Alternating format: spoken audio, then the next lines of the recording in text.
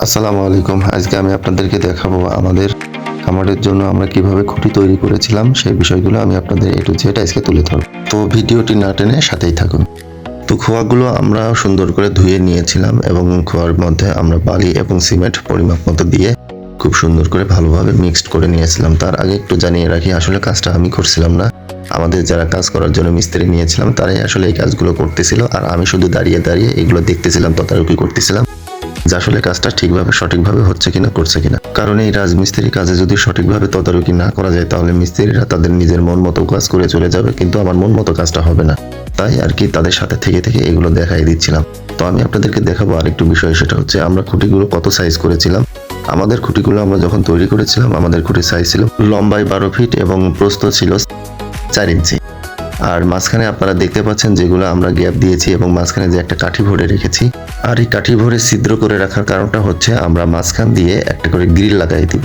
কারণ আসলে এই গ্রিলটা কিভাবে লাগাবো এটা অনেকেই মাথার মধ্যে আসে না। তো আপনারা ভিডিওটি আমাদের চ্যানেলটির সাথে থাকবেন, ইনশাল্লাহ আমি আপনাদেরকে পার্ট টু পার্ট প্রত্যেকটা জায়গায় খুঁটিনাটি সব বিষয়গুলো দেখাই দেবো ইনশাল্লাহ।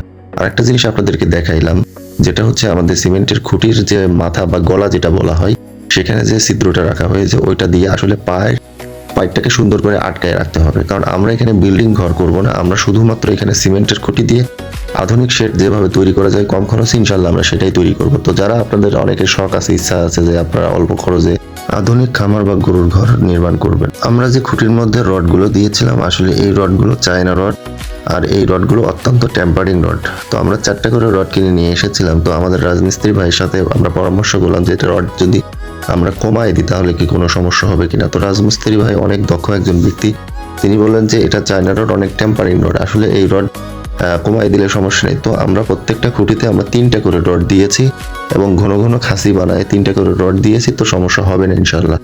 আর যেহেতু আমরা গ্রিল দেবো, এর মধ্যে আরো একটু মোটা করে খুঁটিটা তৈরি করতে হয়েছিল, তো এই জন্য আমরা গ্যাপ দিয়ে 4 ইঞ্চি দিয়েছি এবং ঢালাইগুলো এত সুন্দর করে নরম করে দিয়েছি, কারণ অনেক সময় মিস্ত্রিরা শক্ত ঢালাইয়ের উপরে খুঁটি নির্মাণ করে চলে যায়। তো আমরা ঢালাইগুলো নরম করে দিয়েছি, বারবার নরম করতে হচ্ছিল কারণ প্রচন্ড পরিমাণ রৌদ্র, আর রোদের মধ্যে ঢালাইগুলো শুকিয়ে যাচ্ছিল। তো আমরা বারবার এই ঢালাইয়ের মধ্যে পানি মিক্সড করে ঢালাইগুলো নরম করতেছিলাম। প্রশ্ন করতে পারেন যে আসলে আমরা মিস্ত্রি কত টাকা হাজিরা দিয়েছিলাম। আসলে আমাদের এলাকায় এই খুঁটিগুলো তৈরি করতে আমাদের মিস্ত্রিগুলোকে হাজিরা দেওয়া লাগে না, আমাদের মিস্ত্রিরা যারা তৈরি করে তাদেরকে 120 টাকা পিস, অর্থাৎ কন্টাকে আমরা মালামাল যতগুলো সরঞ্জাম লাগবে সবকিছু আমরা দিব, তারা শুধু এটা তৈরি করে দিয়ে যাবে, তাদেরকে 120 টাকা পিস আমাদেরকে দিতে হবে। এলাকা ভেদে বিভিন্ন দামে এটা রেট নিতে পারে। তো যাই হোক, এভাবেই আমরা দেখতে দেখতে তৈরি করে ফেললাম আমাদের প্রায় 25টা খুঁটি। আসলে 25টা খুঁটি আমাদের প্রয়োজন নেই, আমাদের খুঁটি লাগবে প্রায় 22টা।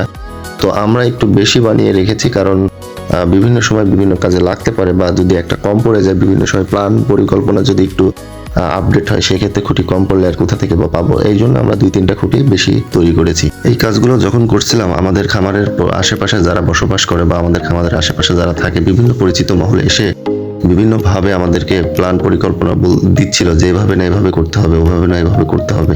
তবে আমি একটা জিনিস চিন্তা করেছি যে আসলে নিজের বুদ্ধিতে ফকির হওয়া ভালো, অন্যের বুদ্ধিতে বড়লোক হওয়া ভালো না। এই জন্য নিজের মন মতো আমি কাজ করতেছি, কারণ কাজ করার সময় বাধ্যবাধকতা আসবে বিভিন্ন জায়গা থেকে, এগুলো মাথায় নিয়েই আমি কাজটা করার সিদ্ধান্ত নিয়েছি এবং কাজটা শুরু করেছি। তো আপনি যখন কাজটা শুরু করবেন তো অনেকেই বিভিন্ন জায়গা থেকে আপনাকে পরামর্শ দেবে। তো আমার একটা হিসাব হচ্ছে আপনি নিজের মন মতো পছন্দ মতো কাজ করবেন, তাহলে কাজে যদি ভুলও হয় পরে আফসোস থাকবে না। কিন্তু অন্যজনের পরামর্শ যখন কাজটা করা হবে তখন দেখা যাচ্ছে একজন বুদ্ধি দিয়ে ওই বুদ্ধিটা যদি খারাপ হয় তাহলে পরবর্তীতে আফসোস করা ছাড়া উপায় থাকবে না, কারণ বুদ্ধি সবাই দিয়ে চলে যাবে কিন্তু আপনার পাশে কেউ থাকবে না, টাকা দিয়ে সহযোগিতা কেউ করবে না। এর জন্য নিজের যতটুকু বুদ্ধি আছে সেই বুদ্ধি খাটিয়ে কাজ করতে হবে এবং যারা অভিজ্ঞ তাদের কাছ থেকে পরামর্শ নিতে হবে। এই পরামর্শটা নেওয়ার পরে তার সেটা আবার বিশ্লেষণ করতে হবে যে না আসলে এটা করা যায় কি করা যায় না। এভাবেই আমার মনে হয় যে কাজটা করি এগিয়ে যাওয়াটাই বেটার। তো যাই হোক, দেখতে দেখতে আমাদের ভিডিওর শেষ প্রান্তে চলে এসেছি। তো আমরা খুঁটিটা বানানোর পরে কিভাবে আমরা ঘর নির্মাণ করব সেগুলো আমি আপনাদেরকে দেখাবো। তো আর কথা বাড়াবো না। তো সবাই ভালো থাকেন, সুস্থ থাকেন এবং আমাদের চ্যানেলের সাথেই থাকুন পরবর্তী ভিডিও পাওয়ার জন্য। সবাই আসসালামু আলাইকুম।